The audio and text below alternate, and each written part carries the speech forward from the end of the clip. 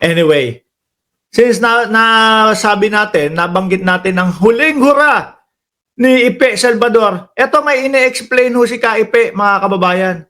May ine-ebas po si tatay, ano ba na tatay.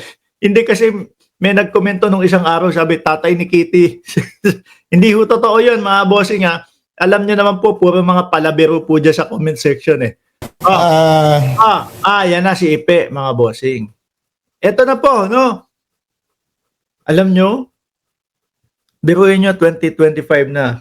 12 na po mamaya. Ilang oras na lang? 3 oras na lang. 12 na ho. Mga kababayan. Ilang oras na lang po boboto na kayo dyan sa Pilipinas. Hanggang ngayon po, hindi pa din po nabubura sa utak ni Mark Ramos yung sinigaw ni Kaipe na kayong mga basher ni Duterte ng dating Pangulo, mamatay kayong lahat. Diba? Isa sa nakikita kong dahilan kung bakit hindi mananalo si Ipe ay si Robin Padilla. Si Robin Padilla ho, mga kababayan. Bakit? Biruin mo tayo, di ba? Naanuhan tayo, nalusutan tayo ni Binoy, binoto ho natin. Oo, sabihin nyo, bobo si Mark Ramos kasi ibinoto si Binoy. Noong mga panahon po na yon, mga kababayan, aminin ko po, binoto ko. Wala ganun talaga. Ngayon, bakit ko sinasabi na si Robin Padilla ang dahilan kung bakit hindi mananalo si Ipe? Nasanay na tayo, natuto na tayo. No? Kay Robin Padilla, na magtatatlong taon na ho, pagsapit ng July 1, Hulyo 1, 3 taon na pong senador si Robin Padilla. Mga kababayan. Ano na po ba ang nagawa? Ano na po ba ang na-achieve ng Pilipinas kay Robin Padilla? Parang wala pa din. Ano po? Bukod doon sa ipinapasan niyang bill na anti-dynasty law, sa pool ang mga Duterte niyan. Hindi ko nga minsan hindi ko naiisip kung, minsan hindi ko mawari kay Robin Padilla kung siya ba talaga ang gumagawa o nagtatala ng mga batas o yung mga bill na gusto niyang maipasa bilang batas. O ipinapasulat niya lang. Kasi mismong siya sa pahayag niya, nung sinabi niya, na okay po yan, 3 Duterte sa Senado. Pagkontra na po yun doon sa gusto niyang bill na maipasa. Kaya po, nasabi ko, na kung sakali, hindi pala rin si Ipe dahil kay Robin Padilla. Nadala ang mamamayang Pilipino sa mga to. Ano po yung explain mo, Ipe? What specific bills do you have in mind po sa ngayon? Ayan, anong bill ang iniisip mo, no? Na kapag ka ikaw ay nasa Senado na, ipupush mo para ang mamamayang Pilipino ay matulungan itong bill na ito. Ano kaya? Ito sasagot na si Ipe. Game! Sa ngayon ho, gusto ko talaga yung sa rehabilitation ng mga addicts. Yan. Tayo, hindi ho tayo kumukontra dyan, mga kababayan. Dahil tayo po, naniniwala po tayo.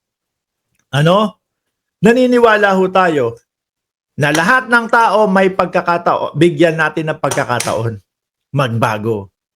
Dahil po dito sa mundong ibabaw, mga bossing, ang pinaka-importante, meron kang Ferrari, may Bugatti ka, may kung ano-ano man na mamahaling gamit ka dyan. Pinaka-importante at may value po sa mundong ibabaw, buhay pa din po natin. No? Buhay pa din ho natin, mga kababayan. Madami po tayong nakikita. Dati, lulong sa droga. Si Iron Man, kung matatandaan ko, lulong sa droga. Pero ngayon po, nakapagbagong buhay. Maayos ang buhay. Tumutulong sa komunidad ng Estados Unidos. Di po ba, mga kababayan? Agree naman ako dyan kay Ipe. Pero, kung dadaanin na naman nila ho sa tokhang-tokhang, ang style din ho yung kagaya ng style ni dating Pangulong Duterte. Doon tayo hindi agree. Dahil nasabi ko nga po, ang pinaka mahalaga na meron tayo na yaman natin sa mundong ibabaw ay ang buhay natin. Mga bossing, buhay natin. Opo, kung patay ka na, meron kang mga Bugatti, meron kang Ferrari, mansion yung bahay mo, meron kang $1 billion sa iyong bangko, patay ka naman, wala din. Di po ba? Wala din ho. Pero kung yung buhay, parang paglalaroan lang ho na suspect sa droga, bahala kayo, patayin nyo. O, ano ninyo, buyuhin ninyo na manlaban. Mali po. Dahil kung sakali na yung tao na yon, yung suspect pa lang, inilagay mo sa rehas, nakapag-isip-isip na, nako, sama pala ng buhay dito sa Oblo. Tapos kinaayawan ka ng mga kapwa mo. And after, madungis ang tingin sa'yo. Paglabas ko dito, may kapangyarihan ako, may pera ako, tutulong na ako sa mamamayang Pilipino. Di ho ba? Kaya lang ho, mga bossing, yung style nila doon sa Tokhang, hindi uubra yan eh. Kasi biruin mo ano sabi ni Bungo, 500 po sa buhay, 500K sa buhay, 1 million sa patay, 2 million sa nang laban.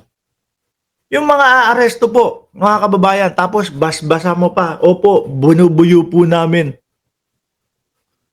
Binubuyo po namin yung mga suspect na manlaban. Yung mga pulis, sasabihin yan, wait lang, pare, total naman ito, salot na sa ano to sa Pilipinas talaga to Yariin na lang natin, no? Kasi dalawa tayo, 500,000, tag 250 tayo diyan, 250K. Yun, 2 milyon yun, no? Kapag ka ng laban, tag 1 milyon tayo, instant milyonaryo tayo.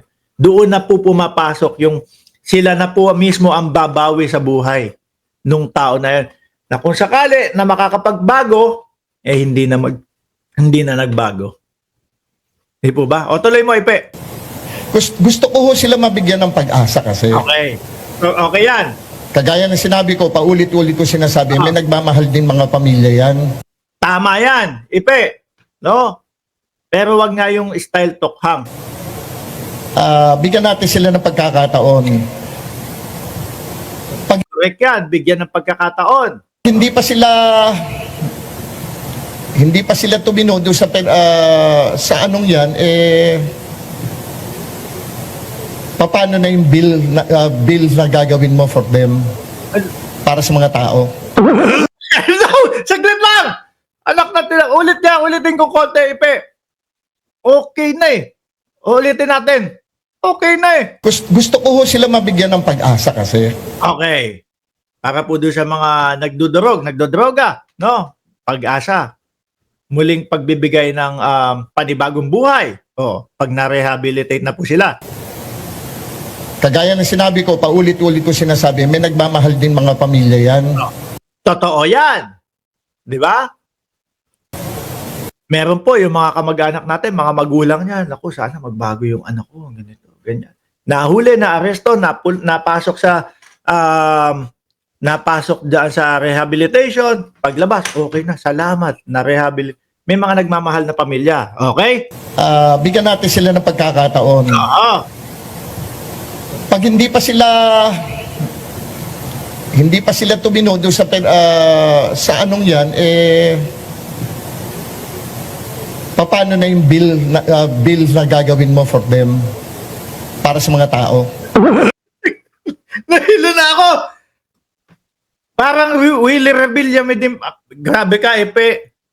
Pagkahaba-haba nung explanation ko din na sinasabi dito, tapos wala ka din palang planong gumawa ng bill. Paano na, kumbaga, ibig niya sabihin, wala din mangyayari dyan sa bill na gusto nating gawin. Willie Rebilla din pala.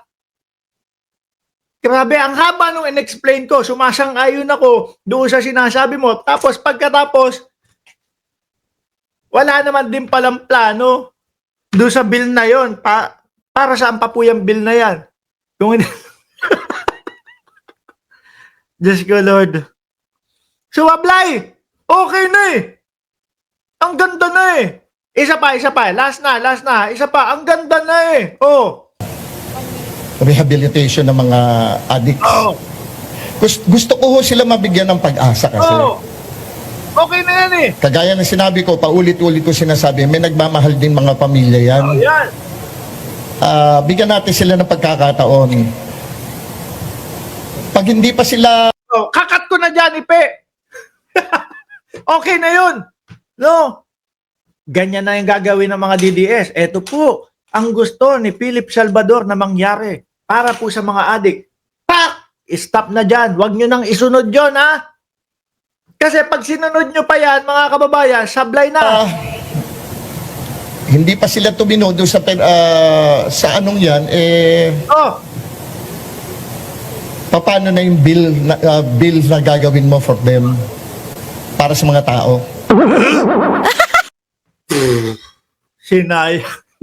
Dinuktungan pa. Ipe, pwede ka nang umistop doon. No? Gusto ko po kasi na ma-rehabilitate yung mga adik. Ayan. Na ako ho ay naniniwala na may mga nagmamahal sa kanila. May nag-iintay na mga kapamilya sa kanila.